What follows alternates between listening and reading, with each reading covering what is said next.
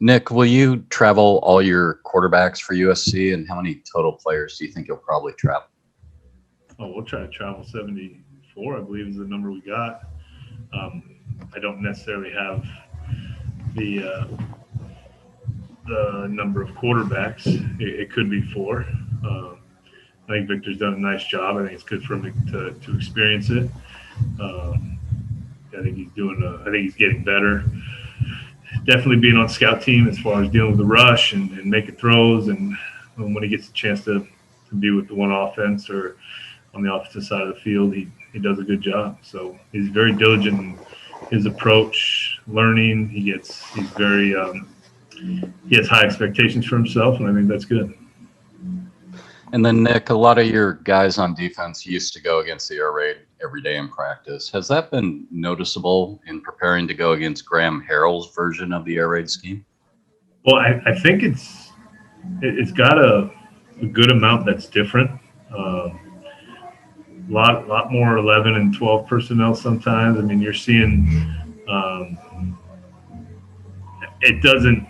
it's not all completely like they used to go against in practice.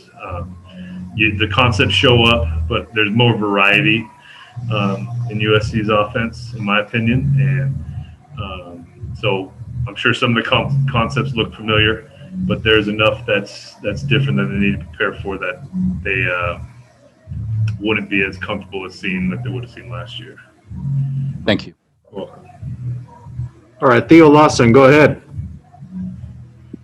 Hey, Nick, I think after 2 games against Oregon and Oregon State, that Jalen Watson still hasn't been targeted. Actually, can you just talk about his presence in the defensive secondary and what he's given you guys back there?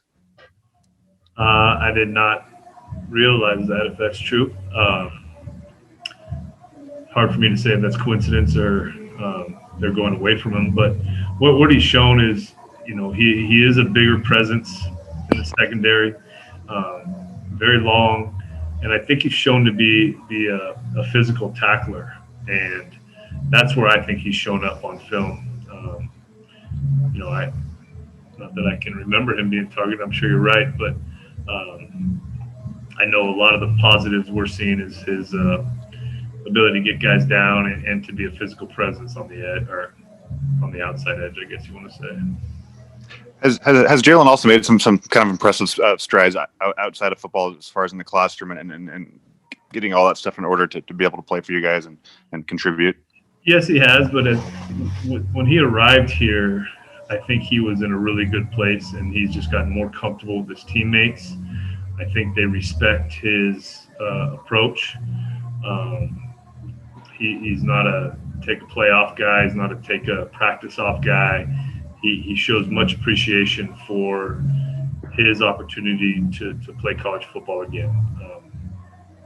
His experience in the quote unquote real world probably had something to do with his appreciation, but it is somewhat contagious, and I think especially for the young guys to be appreciative of the opportunity they have and to take advantage of it. I think he's a constant reminder, either at meetings on the field or just throughout the building. So I think it's just so tough that the amount of people that interact with a lot of these players is so limited because of our situation. But I think people would be very impressed with the humans they are, and he's one of those. I'm very proud to be a part of his journey. I'm glad we took that chance on him, and I think he's grateful that we believed in him, and up until the end, and he's been nothing but wonderful since he's gotten here. Have you talked to him about the chance to play USC? Obviously, signing with them, and he was supposed to be playing there I guess last fall and this fall too. Lightly, not in a deep conversation like, are you going to be okay if we play SC? I think he's excited to play SC. I think he wants to play SC, but not terribly deep into that element of the question, I guess. I know he's gonna play SC. He knows he's gonna play SC. Just how he's been since he's gotten here, I guess it's just an assumption on my part that it's gonna mean a lot to him. Thanks. All right, Rob Jesselson from Spokane TV. Go ahead, Rob. Sorry, this is Dennis Patch, and I'm just using Rob's phone because he had it hooked up. All right. Nick, there's been times where you guys haven't practiced. Some of the guys have missed practice. Is there a rust factor that you were worried about? And if there is, what can you do to kind of speed that along to get guys back up to speed to where they were before that break, either team imposed or self-imposed? I think if this was last year,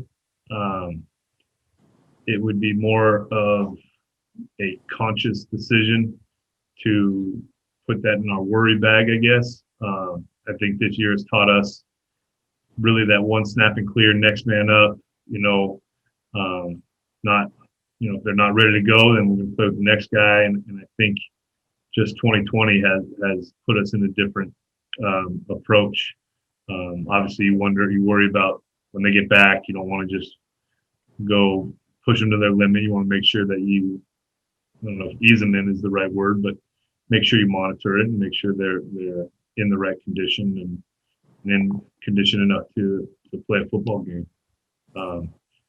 Trainers have done a good job. Medical has done a good job. Strength has done a good job. They're all involved in that process. The key is to have open communications and don't let anything be assumed. Let's see, what do we need to do? What needs to happen? And but these guys are I would have a lot of trust in the majority of these guys to continue to do what they can if they were in quarantine or were came down with corona. So I think they want to play. I think that's the main thing. They want to play. It's our job as coaches to make sure that we don't put them in an unsafe environment when they're not ready. And I think the whole department is on that page. So if the guy's not ready to go, he's not going to go. We'll play with the next guy. Thanks. Welcome. All right, and then finally, Cody Schooler from the Evergreen. Go ahead, Cody. Hey, Coach. I guess I'm kind of asking the opposite of that last question, but has the kind of rest and the few weeks off, has that given some players the ability to kind of rest and get their bodies back? Specifically a player like Dion, who I think we noted, was playing almost every snap and was, at a physical position. So has there been maybe a small benefit from these couple of weeks off? I think to certain individuals, it's been more than a small benefit. I think as far as the coaches and the plan we put forward every day, we've basically treated it like we've had some bonus days. Yes, we've gotten ready for Stanford and we did some Washington stuff, and now it's SC. But I think we've monitored the practice length. We want to get good work in. We're not here to wear these guys down.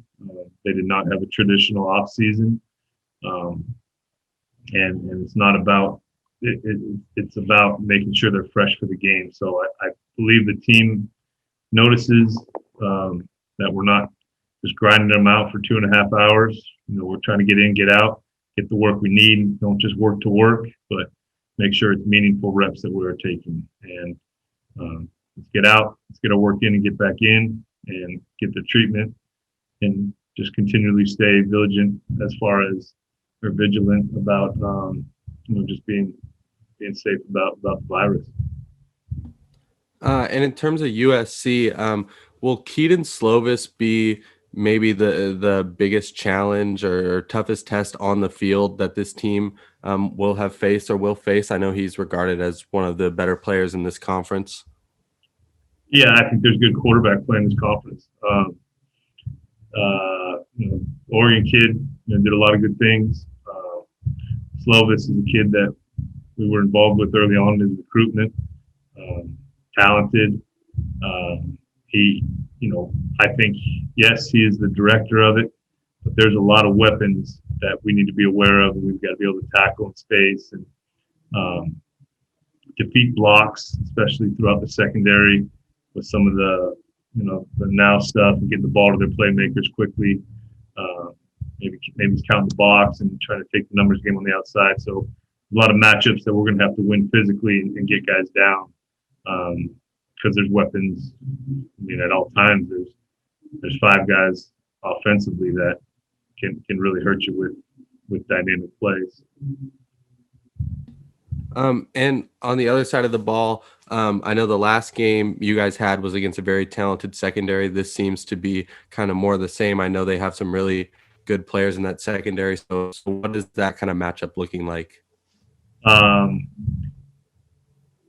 They have, at least on film, they have, it seems to me, they have more guys that can match up with our 4 receivers than maybe most teams we line up against. They've got safety with length, 21 can be long, 15 can rush the passer. There's a physical presence there. They've got a bunch of DBs that have shown that they can cover in the slot and on the outside. I think they have a confidence about them. So one of our challenges will be at receiver, beating man coverage and the quarterback being accurate, because if you can't beat man coverage, it can get ugly pretty quickly. So that's the challenge for our receivers and QB, and we got to make some hay in the run game. Thank you. You're welcome. Okay, one last question from Theo. Go ahead, Theo. You said last week the first step for Max to return to the field was for him to return to practice. Can you confirm he's at least returned to practice with you guys this week? Yeah, it's good to have him out there. Nice to see 21 out there again. And, I think he just has a presence on the field that affects the rest of the team positively. So we were happy for that.